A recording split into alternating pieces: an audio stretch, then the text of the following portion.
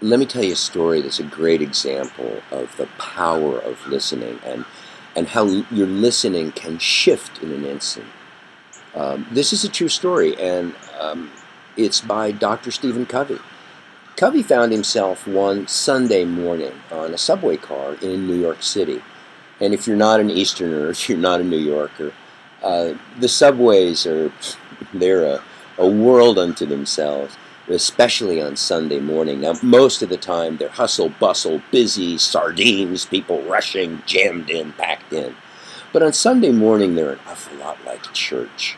And New Yorkers will grab their triple fandango, frappa, latte, whatever, and bagel and lox and cream cheese, and the Sunday New York Times, which is a newspaper that's about that thick. And they will sit and ride the subways, and the clickety-clack, clickety-clack, clickety-clack. It's almost like meditation. It really is kind of like church.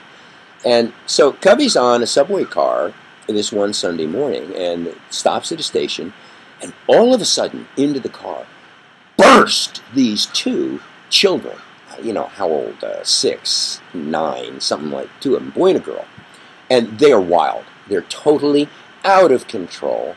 And they burst into the car, and they're followed by this guy who, you know, is their father. And he's kind of spacey looking, he's looking down, it's just not paying attention to anything. And he slumps down on the seat right next to Stephen Covey. And these kids are going nuts. These kids are just banshees. They're wild. They're knocking over people's coffee. They are taking newspapers out of their hands. They're jumping on chairs. They're screaming and yelling.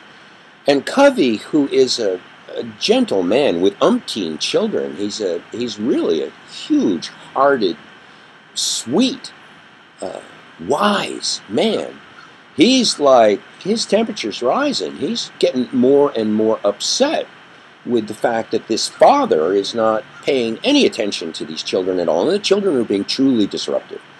And finally, he can't take it anymore, and he spins on this guy, and he says, "Sir, you have got to be responsible for your children. You've got to control your children. They're disturbing everybody in the car." And the man looks up for the first time and goes, "Oh, you're right. I'm sorry. We just came from a hospital where their mother died. And I guess they don't know what to do with that. They don't know how to handle that. I know I don't." Wow. In an instant, Stephen Covey's listening shifted completely from, "This man is irresponsible, he is a bad father," the anger that he felt about that, the injustice that he experienced with this man's irresponsibility and lack of controlling his children, shifted immediately to compassion. He reached his hand out, put it on the man's knee, and said, "My dear sir, I'm so sorry. What can I do to help?" Well, that's a dramatic circumstance and situation for sure. But the fact is, you can shift your listening in an instant. You've got that control. You've got that choice.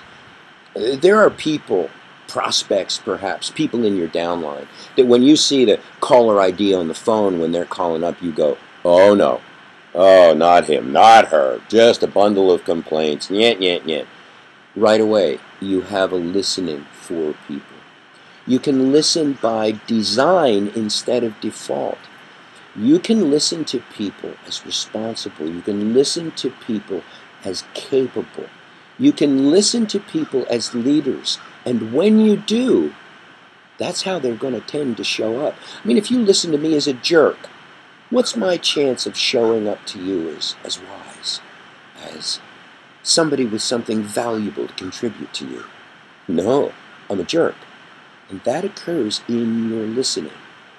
That's a choice you have at any point in time, is to shift your listening, design your listening for the best possible outcome, for that way to bring out the best in people.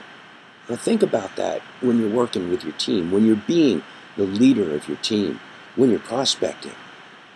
How you listen to people is tremendously important.